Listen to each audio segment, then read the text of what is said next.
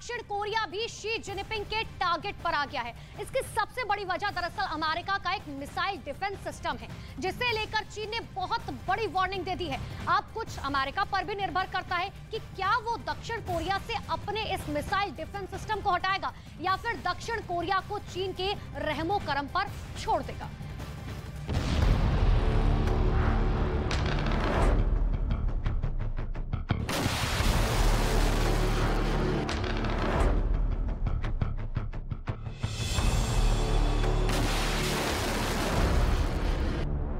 यही मिसाइल है जिसने चीन और अमेरिका के बीच सबसे बड़ा संकट पैदा कर दिया है।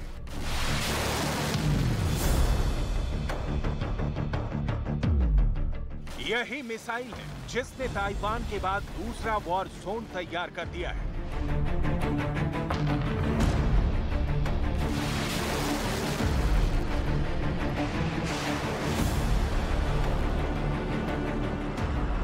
यही मिसाइल है जिसने दुनिया के सामने परमाणु युद्ध वाले एक और खतरे की शुरुआत कर दी है।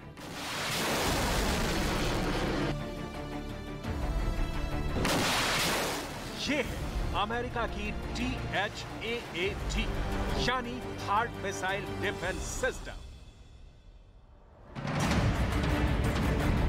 थर्ड यानी terminal high altitude area defence.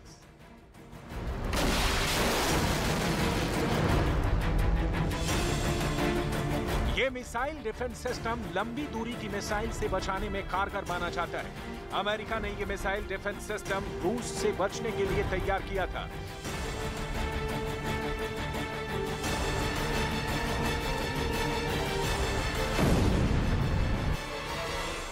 Third बहुत ही खतरनाक सिस्टम है। इसकी रेंज क्या है? इसके ऑपरेशन का दायरा क्या है? इस रिपोर्ट में अमेरिका के इस हथियार के बारे में बहुत डिटेल में बात करेंगे, लेकिन 3 सबसे बड़े सवाल हैं जिन्हें लेकर दुनिया को डरने की जरूरत है। आखिर थर्ड कैसे बना चीन और अमेरिका के बीच टकराव की दूसरी बड़ी वजह?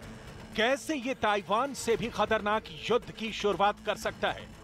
थर्ड के निशाने पर आए चीन और रूस दोनों देश कैसे अब अमेरिका को एक साथ घेर सकते हैं?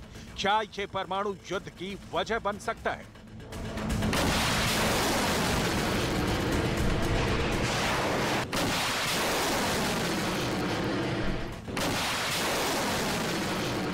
इन सवालों को लेकर पूरी दुनिया में बात हो रही है, मॉस्को से लेकर बीजिंग तक। इस वक्त थर्ड मिसाइल डिफेंस सिस्टम बहुत ज्यादा चर्चा में आ गया है। पूरी दुनिया की मीडिया में इस वक्त थर्ड पर रिपोर्ट छप रही है और सवाल यही उठ रहे हैं कि चीन अब अमेरिका के इस मिसाइल डिफेंस सिस्टम से क्यों खतरा महसूस कर रहा है और क्यों थर्ड को लेकर दक्षिण कोरिया भी ताइवान और जापान की तरह अमेरिका और चीन के बीच पिसता हुआ नजर आ रहा है। 理解韩方的安全关切，但美方在韩部署萨德反导系统，损害中国的战略安全，中方不可能置之不理。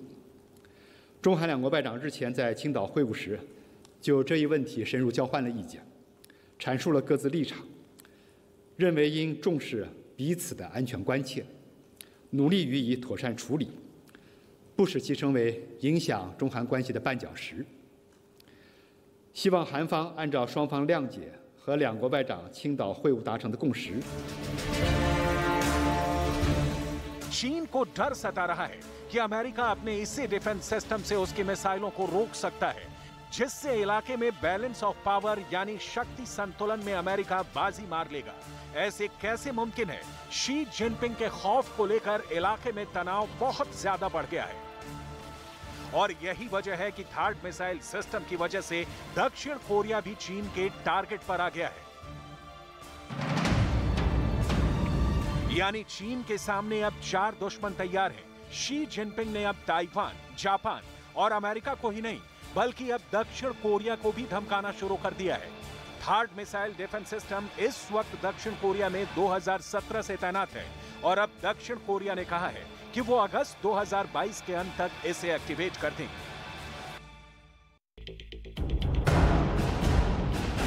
इसके मायने हैं दक्षिण कोरिया में तैनात THAAD सिस्टम चीन की लंबी दूरी की बैलिस्टिक मिसाइल को रोकने में काम आएगा, जबकि अमेरिका ने यह कहकर THAAD सिस्टम दक्षिण कोरिया को दिया था कि इसे उत्तर कोरिया की मिसाइलों को रोकने के लिए तैनात किया जा रहा है। क्या THAAD ऐसा कर सकता है? इसके लिए इस सिस्टम के बारे में कुछ बातें जान लीजिए। THAAD 200 किलोमीटर की दूरी तक दुश्मन की किसी भी मिसाइल को मार सकता है। ये 150 किलोमीटर की ऊंचाई तक किसी भी मिसाइल को इंटरसेप्ट कर सकता है। THAAD सिस्टम से एक बार में 8 मिसाइल दागी जा सकती है।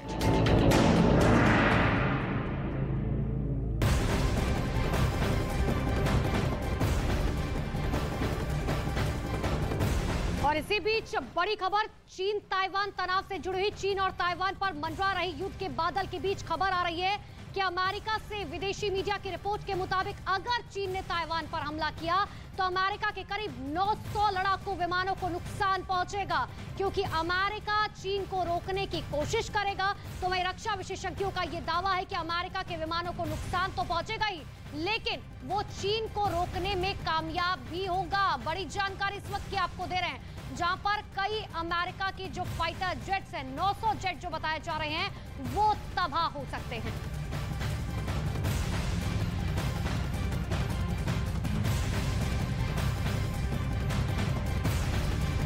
तो अमेरिका ने ऐसी जगह अपनी THAAD मिसाइल तैनात की है जहां से वो चीन, नॉर्थ कोरिया और थाईलैंड को पूरी तरीके से टारगेट कर सकता है। क्या है अमेरिका का सीक्रेट प्लान, देखिए इस खास रिपोर्ट। अमेरिका की THAAD मिसाइल सिस्टम को बैलिस्टिक मिसाइलों को मार गिराने के लिए 1987 में तैयार किया गया था। THAAD का रेडार आसपास की मिसाइल को उसकी लॉन्चिंग स्टेज में ही पकड़ लेता है और टारगेट को शुरुआत में ही खत्म कर देता है। युद्ध के हालात में इस सिस्टम को सिर्फ 5 मिनट में एक्टिवेट किया जा सकता है। अमेरिका के एक THAAD मिसाइल डिफेंस की एक बैटरी यानी 6 लॉन्चर्स के साथ इस सिस्टम की कीमत करीब 25,000 करोड़ रुपए है। सऊदी अरब ने 2018 में अमेरिका से 44 THAAD लॉन्चर और मिसाइल खरीदने के लिए एक समझौता किया था और इस सौदे की कीमत 1.25 लाख करोड़ रुपए के करीब आई थी। इस तरह आप अंदाजा लगा सकते हैं कि अमेरिका का यह मिसाइल डिफेंस सिस्टम कितना महंगा है और हर देश ऐसे सिस्टम को खरीदने की हैसियत नहीं रखते।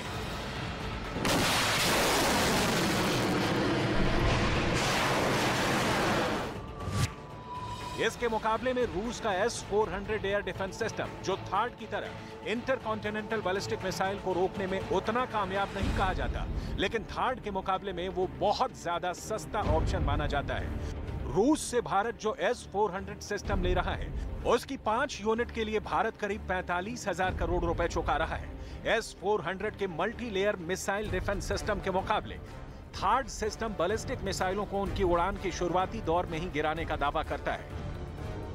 THAAD system hit to kill तकनीक पर काम करता है, यानी ये मिसाइलों को रोकने और भटकाने की जगह उन पर सीधे आमने सामने का वार करके उन्हें तबाह कर देता है।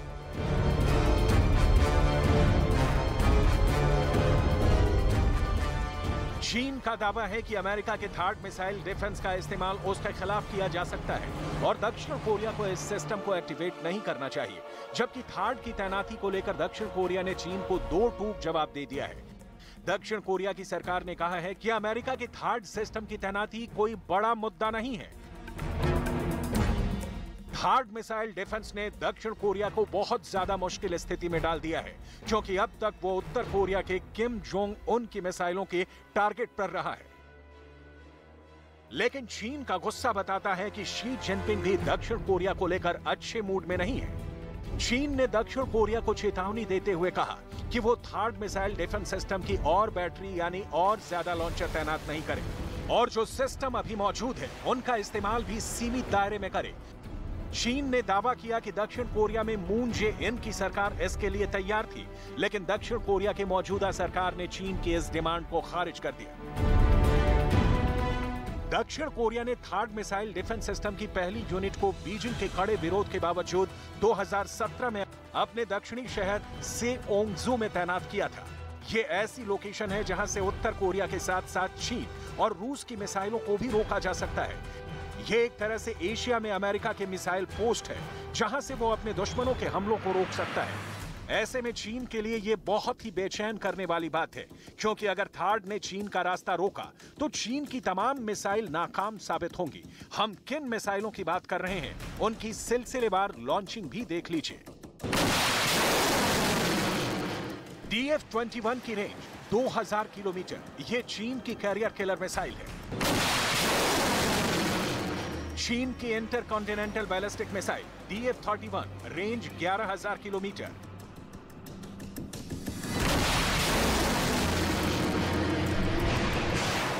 चीन की DF-41, इसकी रेंज 15000 किलोमीटर। चीन की बहुत बड़ी परमाणु मिसाइल DF-5, रेंज 13000 किलोमीटर।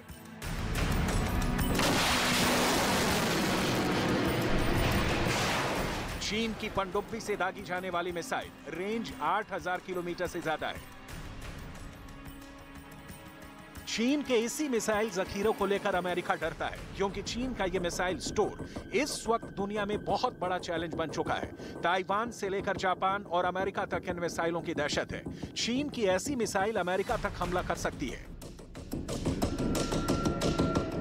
लेकिन बड़ा टारगेट अब दक्षिण कोरिया भी बन सकता है, और ये बातें तो तीसरे विश्व युद्ध का खतरा और बढ़ा देती हैं, क्योंकि चीन के सरकारी मीडिया ने थार्ड सिस्टम को लेकर जो छापा है उससे भी देखना जरूरी है। ग्लोबल टाइम्स ने लिखा है कि थार्ड सिस्टम दक्षिण कोरिया और चीन के संबंधों में रुकावट नहीं बनना चाहिए, या कहें कि चीन धमका रहा है कि थार्ड की वजह से उसके दक्षिण कोरिया से संबंध ज्यादा बिगड़ सकते हैं। 次中韩外长会晤当中，双方就萨德问题又深入交换了意见，阐明了各自立场，增进了相互了解。双方同意重视对方的合理关切，继续审慎处理和管控好这一问题，不使其成为影响两国关系健康稳定发展的。 कुल मिलाकर चीन अपनी खतरनाक परमाणु मिसाइलों और अपने एटम बम को लेकर बहुत बेचैन नजर आ रहा है। अब तक जो चीन अपने परमाणु असलहे पर खामोश रहता था, वो चिल्ला चिल्ला कर बता रहा है कि अगर अमेरिका का थर्ड सिस्टम लगा रहा तो उसकी मिसाइल खतरे में पड़ जाएंगी। इसीलिए चीन ने अब ताइवान और जापान के बाद दक्षिण कोरिया को भी धमकाना शुरू कर दिया है। चीन दुनिया को बता रहा है कि उसके न्यूक्लियर हथियारों को हल्के में ना लिया जाए, ना ही उसके आगे रुकावट पैदा की जाए। थार्ड को लेकर चीन की धमकी से पूरा पैसिफिक यानी प्रशांत महासागर का इलाका अलर्ट हो गया है। अमेरिका इस इलाके में एक बड़ा खिलाड़ी है, और चीन की बढ़ती ताकत, चाहे वो परमाणु बम हो, मिसाइल हो या उसकी नेवी का साइज, चीन के तमाम ऑप्शन पर बहुत ज्यादा चर्चा हो रही है। अगर दक्षिण चीन सागर या पूर्वी चीन सागर में चीन युद्ध की शुरुआत करता है, तो दक्षिण कोरिया को भी तैयार रहना होगा, क्योंकि चीन अमेरिका को रोकने के लिए बड़ा हमला दक्षिण कोरिया पर भी कर सकता है, क्योंकि वहीं पर अमेरिका का थर्ड मिसाइल डिफेंस सिस्टम तैनात है। नैन्सी पेलोसी के ताइवान दौरे के बाद दक्षिण कोरिया में थर्ड मिसाइल डिफेंस सिस्टम सबसे बड़ा ट्रिगर पॉइंट बन चुका है।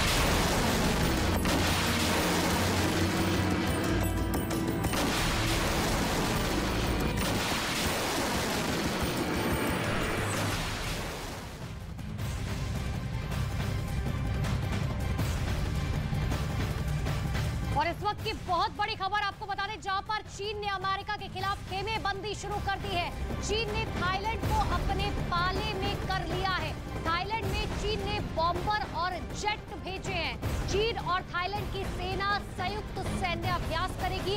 हालांकि हाल ही में अमेरिका के मंत्री लॉयड ऑस्टिन ने थाईलैंड का दौरा किया था, और ऑस्टिन के दौरे के बाद चीन ने थाईलैंड में मौजूदगी बढ़ा दी है। बड़ी जानकारी इस वक्त की आपको दे रहे हैं, जहां पर चीन और थाईलैंड मिलकर सैन्य अभ्यास करने जा रहे हैं। ऐसे में अमेरिका के लिए खेमेबंदी जो है वो शुरू कर दी गई है।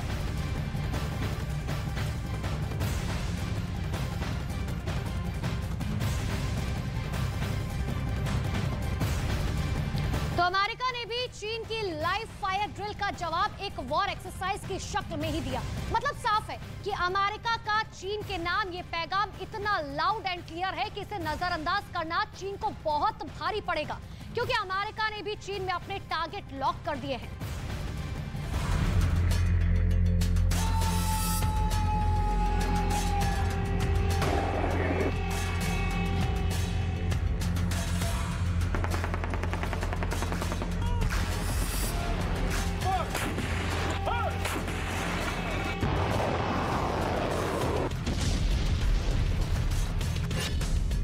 चीन को जवाब देने को अमेरिका तैयार।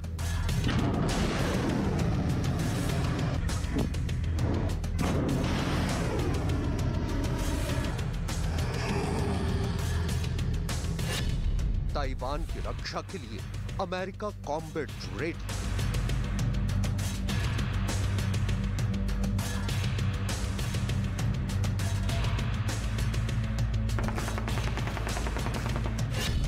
अमेरिका ने कर ली जंग की तैयारी।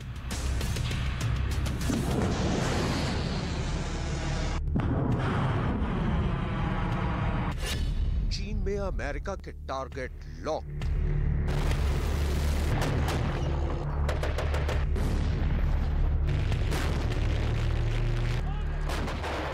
आग उगलती तोपें, दिल दहलाती मिसाइलें, आसमान में पैरा ट्रूपर्स, जंगल में गोलियां बरसाते स्पेशल फोर्सेस के कमांडोज, टारगेट पर मोर्टार बरसाता सैनिक और समंदर में स्पेशल ऑपरेशन के दौरान अमेरिकी मरीन कमांडो।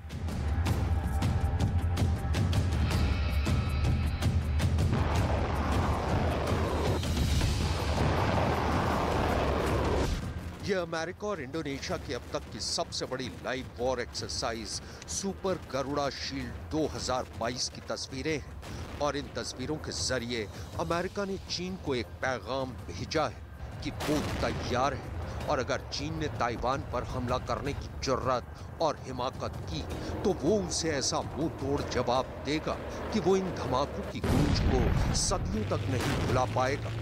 अमेरिकी सेना ने ये वॉर ड्रिल इंडोनेशिया की सेना के साथ उसके सुमात्रा और बोर्नियो द्वीपों में की। इस वॉर ड्रिल में अमेरिका, इंडोनेशिया, ऑस्ट्रेलिया और जापान के 5000 सैनिकों ने हिस्सा लिया।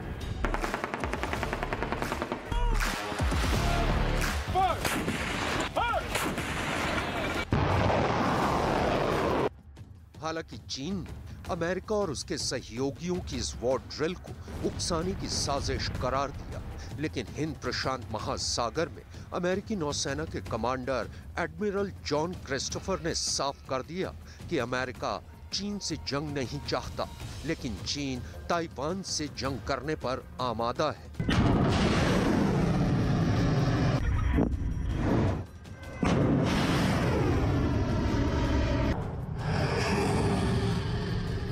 The destabilizing actions by the PRC as it applied to the threatening activities and actions against Taiwan is exactly what we are trying to avoid.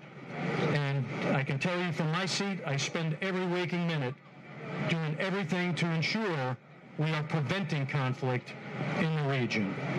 And that is my commitment to all of my partners. Every day we try to prevent.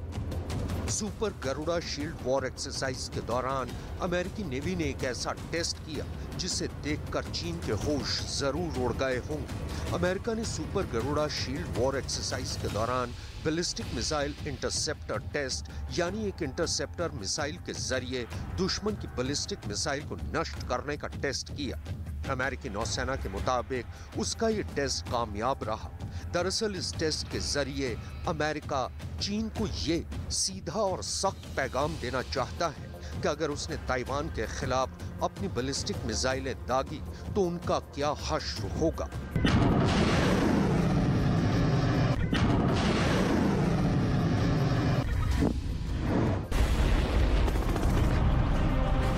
दरअसल चीन ने Taiwan straight में Taiwan को चारों तरफ से घेर कर कई दिन तक लाइव फायर ड्रिल की। इस दौरान चीन ने ताइवान पर बैलिस्टिक मिसाइलें भी दागी थी जो ताइवान को पार कर जापान के स्पेशल इकोनॉमिक जोन में गिरी थी। अमेरिका ने super Garuda shield war exercise के दौरान बैलिस्टिक मिसाइल इंटरसेप्टर टेस्ट कर चीन को यह बता दिया कि उसकी बैलिस्टिक मिसाइलें भी उसके निशाने पर हैं।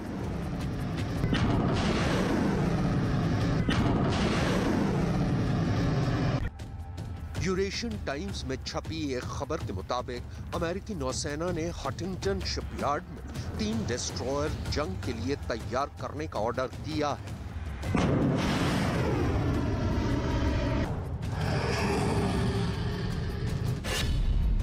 ये तीनों जूम वॉल्ट क्लास के डिस्ट्रॉयर हैं। इन डिस्ट्रॉयर पर हाइपरसोनिक मिसाइलें फिट की जा रही हैं। इन पर मैक 5 स्पीड यानी आवाज की रफ्तार से 5 गुना तेज उड़ने वाली लॉन्ग रेंज मिसाइलें भी तैनात की जाएंगी। अमेरिकी नेवी खास तौर पर इन पर CHGB यानी common hypersonic glide body vertical launch system लगवा रही है। ये चीन के hypersonic YJ-21 anti ship ballistic missile का मुंहतोड़ जवाब है। अमेरिकी नेवी ने साल 2025 तक अपने सभी डिस्ट्रॉयर और साल 2028 तक अपनी तमाम न्यूक्लियर सबमरीन्स को हाइपरसोनिक मिसाइलों से लैस करने का टारगेट फिक्स किया है।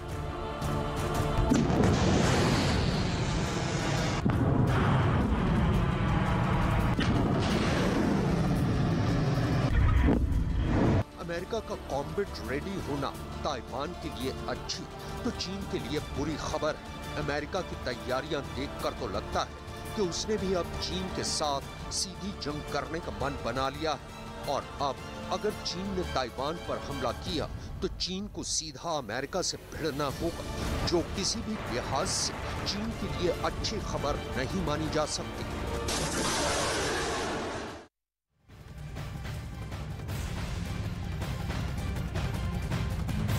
तो LAC पर फिर से तनाव बढ़ता हुआ नजर आ रहा है। विदेश मंत्री ने जब से कहा है कि चीन के साथ भारत के संबंध बहुत ही खतरनाक दौर में हैं, पूरी दुनिया की नजर LAC पर टिक गई है। विदेश मंत्री S जयशंकर ने कहा कि मौजूदा स्थिति ऐसी नहीं है कि चीन के साथ रिश्तों को सामान्य कहा जाए। तो वहीं अमेरिका और भारत अब LAC से महज 95 किलोमीटर की दूरी पर युद्ध अभ्यास करने जा रहा है। अक्टूबर में होने वाले इस युद्ध अभ्यास पर चीन की पैनी नजर है। चीन की एयरफोर्स पहले ही LAC के आसपास काफी एक्टिव है और अब भारतीय वायुसेना को भी सक्रिय कर दिया गया है। LAC के आसपास चीन क्यों किसी एयर ऑपरेशन से अब तक बचता रहा है, यह रिपोर्ट देखेंगे तो आपको भारत की हवाई ताकत के साथ चीन की कई कमजोरियों के बारे में भी पता चलेगा।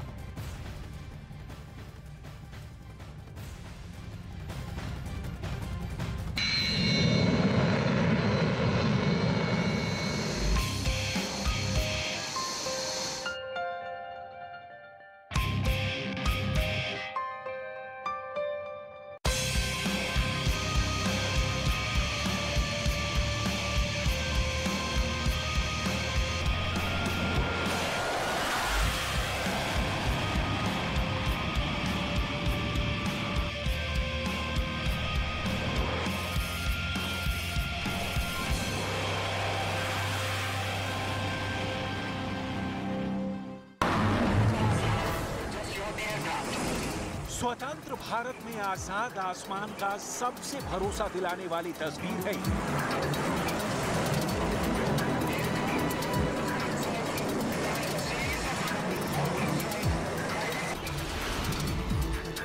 युद्ध छिड़ने पर दुश्मन की हवाई घेराबंदी का यकीन है ये।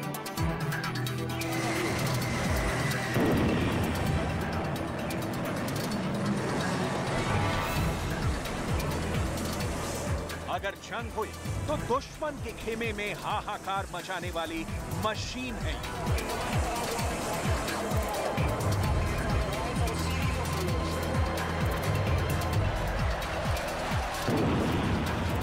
धधकते जेट इंजन, टेक ऑफ के लिए तैयार ये वो फोर्स है जिसके उड़ान भरते ही दुश्मन के रडार एक्टिव हो जाते हैं। दुनिया की चौथे नंबर की एयरफोर्स की ताकत क्या है, लड़ने का तरीका क्या है, दुश्मनों को डराने का अंदाज क्या है, भारतीय वायुसेना की एक एक बारीक बात आज हम आपको बताने जा रहे हैं। तो भारत के पास अभी 272 सुखोई 30M की आए हैं, जो अब इंडियन एयरफोर्स की बैकबोन बन चुके हैं। ये दुनिया के सबसे बेहतरीन फाइटर्स में से एक है। भारत के पास अभी 60 MiG-29 है। अपग्रेड होने के बाद ये स्पेशल मिशन के लिए हमेशा तैयार रहते हैं। डॉग फाइट यानी हवाई युद्ध में इनका मुकाबला नहीं है। भारत के पास एयरफोर्स का मिस्टर डिपेंडेबल मिराज 2000 है। ऐसे 49 विमान वायुसेना में हैं। मिराज 2000 को दुनिया बालाकोट के नायक के रूप में जानती है। भारत के पास करीब 100 जैगुआर बॉम्बर भी हैं। सिर्फ 10 मीटर की ऊंचाई पर उड़ते हुए ये दुश्मन के गढ़ में गहराई तक घुसकर हमला करना जानते हैं। भारत के पास अभी करीब 75 MiG-21 है, जिन्हें बहुत जल्दी हटाए जाने की तैयारी हो रही है, लेकिन अब भी ये फ्रंटलाइन एयरबेस पर तैनात है। भारत के पास 40 तेजस फाइटर हैं। ये देश में ही बनाया गया फाइटर जेट है। अब इस जहाज की पूरी दुनिया में डिमांड हो रही है, लेकिन सबसे आधुनिक है रफाल, जिसकी 2 स्क्वाड्रन यानी 36 विमान इंडियन एयरफोर्स में शामिल हो चुके हैं। चीन और पाकिस्तान एयरफोर्स के लिए यह जहाज सबसे बड़ी चुनौती बनकर आया है।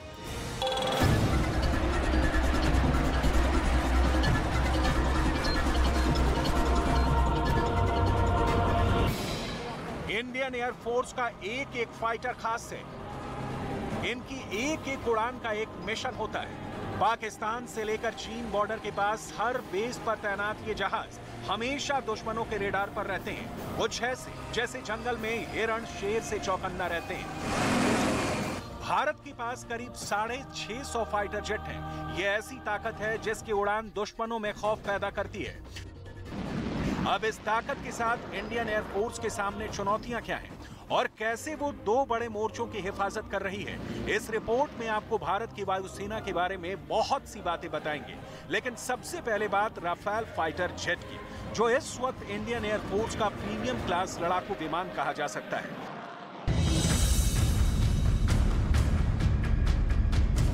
भारत के पास राफेल अभी महज 36 ही हैं, लेकिन इनके आने से वायुसेना की ताकत बहुत ज्यादा बढ़ गई है, जो 2 मोर्चों पर देश के आसमान की हिफाजत कर सकते हैं। फ्रांस से लिया गया यह जहाज बहुत स्पेशल है। राफेल के बारे में सबसे खास बात जानने से पहले इनकी डिप्लॉयमेंट के बारे में कुछ पॉइंट्स जान लीजिए।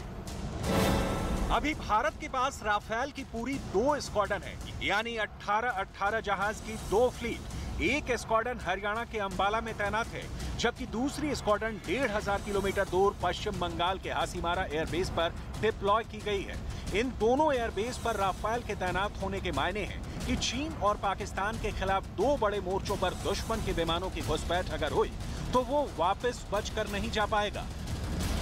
अंबाला और हासीमारा में राफेल का होना उत्तर भारत के आसमान को सुरक्षित बना देता है और साथ में पूर्वोत्तर पर भी चीन की गलत नजरों का मुकाबला करता है। इस वक्त दुनिया में कई एयरफोर्स की पसंद बन चुका है राफेल लड़ाकू विमान। चीन और पाकिस्तान के किसी भी जहाज से बेहतर फाइटर जेट माना जा रहा है। 4.5 जनरेशन का ये फाइटर जेट फ्रांस का सबसे आधुनिक जहाज है। इसमें लगा AESA रेडार, यानी active electronically scanned array radar इसे एक साथ कई टारगेट को ट्रैक करने और उन पर हमला करने की ताकत देता है। रेडार के कंप्यूटर सिस्टम को भारत की जरूरतों के हिसाब से डिजाइन किया गया है। रिफ्यूलिंग के साथ 3700 किलोमीटर की रेंज राफेल को बड़े दायरे में ऑपरेशन करने की खूबी देती है। राफेल की रफ्तार 2200 किलोमीटर प्रति घंटे है, लेकिन इससे ज्यादा खतरनाक तो राफेल में लगी मिसाइल है। इसमें लगी मीटियोर मिसाइल 150 किलोमीटर की दूरी से दुश्मन के विमान को खत्म कर सकती है, जबकि स्काल्प क्रूज मिसाइल 500 किलोमीटर दूर ठिकाने को तबाह कर सकती है। राफेल अभी 36 हैं, लेकिन ये जब भी इस्तेमाल किए जाएंगे तो बहुत ही खास मिशन पर इन्हें तैनात किया जाएगा। राफेल और सुखोई 30 MKI का मिलकर काम करना किसी भी दुश्मन वायुसेना के लिए हारने की पूरी गारंटी मानी जाएगी।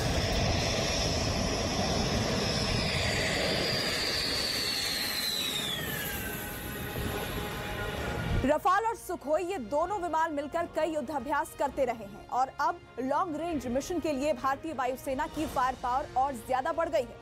रफाल और सुखोई का मिलकर किसी मिशन में शामिल होना दुनिया के बेहतरीन से बेहतरीन फाइटर जेट के लिए बड़ा चैलेंज साबित होगा और तब दुश्मन के पायलट के लिए पीछे हटने के अलावा कोई रास्ता नहीं बचेगा। इन दोनों विमानों की जुगलबंदी क्या कहर मचा सकती है, इससे पाकिस्तान और चीन दोनों की वायुसेनाएं बहुत अच्छी तरह वाकिफ है।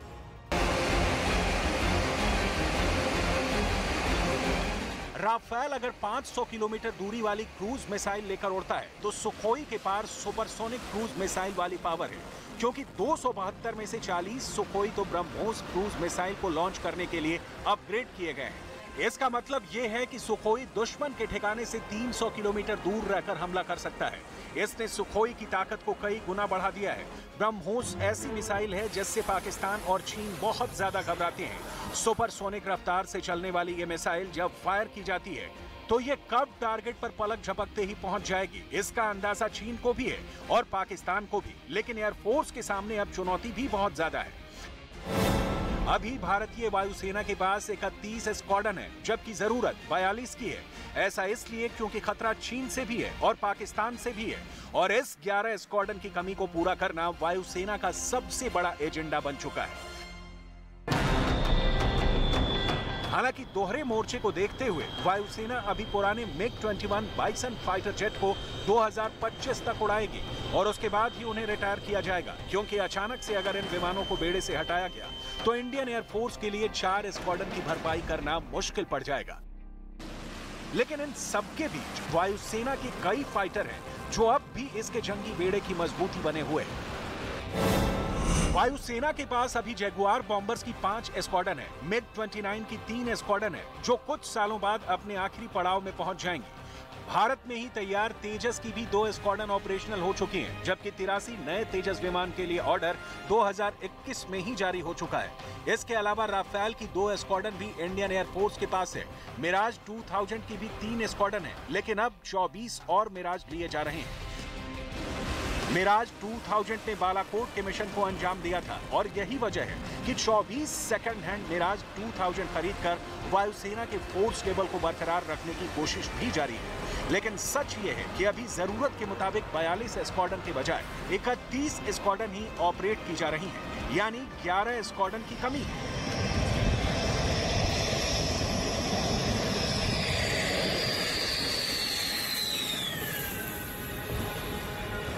2035 तक इस गैप को खत्म करने की तैयारी है और इसके लिए नए लड़ाकू जहाज जल्द से जल्द शामिल करने का प्लान भी है, ताकि दोनों मोर्चों पर पाकिस्तान और चीन का ख्याल रखा जा सके। अभी रफाल और सुखोई वो विमान हैं जिनकी मौजूदगी का मतलब है इंडियन एयरफोर्स हर कमी, हर मिशन को पूरा करने की काबिलियत रखती है। रफाल जहां बहुत ज्यादा आक्रामक होने का भरोसा देता है, इस सुखोई को इस वक्त वायुसेना की रीढ़ कहा जा सकता है।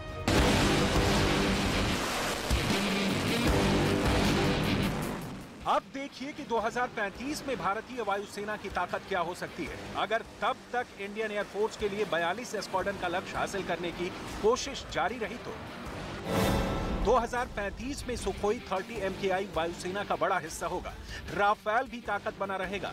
तेजस फाइटर के नए वर्जन वायुसेना में रहेंगे और साथ में एमका भी होगा, जो भारत का सबसे आधुनिक लड़ाकू विमान होगा।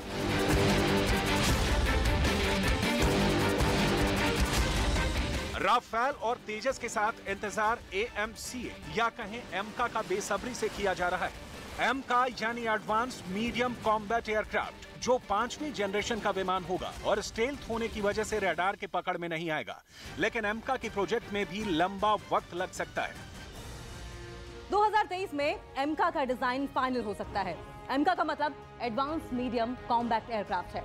2024 में इसका पहला प्रोटोटाइप यानी कि फुल साइज बनकर तैयार होने की उम्मीद है, जबकि 2025 में एमका की पहली उड़ान मुमकिन हो सकती है। हालांकि वायुसेना में इसके शामिल होने की 2035 तक उम्मीद लगाई जा रही है। ये जहाज बनकर तैयार होता है तो भारत स्टेल्थ फाइटर जेट बनाने वाले चुनिंदा देशों में शामिल हो जाएगा। ये जहाज बनकर तैयार हुआ तो भारत स्टेल्थ फाइटर जेट बनाने वाले चुनिंदा देशों में शामिल हो जाएगा। ऐसे में एमका के आने से पहले क्या होगा? 2035 तक एमका के आने से पहले भारतीय वायुसेना के लिए क्या नए लड़ाकू विमान खरीदे जाएंगे? इसकी तैयारी को लेकर भी कुछ जरूरी बातें जान लीजिए, क्योंकि देश की आसमानी सरहद को बचाने के लिए एक सौदा है जिसे लेकर कोशिश शुरू हो गई है। 36 राफेल की डिलीवरी के साथ अब 114 नए लड़ाकू विमान खरीदे जाने की प्रक्रिया चल रही है। इसकी शुरुआत 2019 में हो गई थी, जिसके तहत वायुसेना के लिए मल्टी रोल फाइटर जेट खरीदे जाने हैं। फाइटर जेट के इस मुकाबले में अमेरिका की तरफ से 2 जहाज की पेशकश की गई है। एक है F-16 का नया रूप F-21, दूसरा है F-18 सुपर हॉर्नेट, तीसरा है स्वीडन का ग्रिपेन। रूस की तरफ से MiG-35 कतार में है। जबकि यूरोप की कई कंपनियों का मिलकर बनाया गया यूरोफाइटर टाइफून भी इस मुकाबले में है। हालांकि इन सब की दावेदारी के बीच राफेल का होना सबके लिए इस सौदे को बहुत बड़ी चुनौती भी बना देता है।